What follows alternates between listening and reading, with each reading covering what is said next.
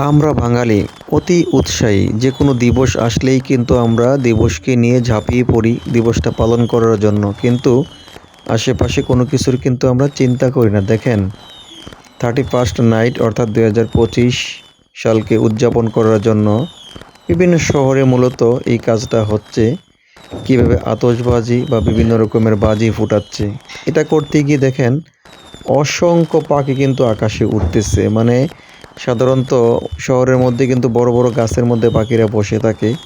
আর ঠিক ওই মুহূর্তেই যখন আতশবাজি ছিটতেছে বা আলো আসতেছে তখন কিন্তু পাখিরা আর গাছের ডালে বসে নেই। শুধুমাত্র এই দিবসটাকে কেন্দ্র করে কত হাজার হাজার পাখি মারা যাচ্ছে একবার কি চিন্তা করেছেন? আপনাকে এই পাখির জবাব একদিন দিতে হবে। কারণ কোনো পাখি যদি আপনার কারণে মৃত্যুবরণ করে তাহলে হাশরের ময়দানে আপনাকে তার সঠিক জবাব দিতে হবে। সুতরাং এইসব দিবস পালন করা থেকে মুসলিম হিসেবে বিরত থাকাই আমি মনে করি উত্তম। সবাইকে সঠিক বুঝ দান করার তৌফিক দান করুক।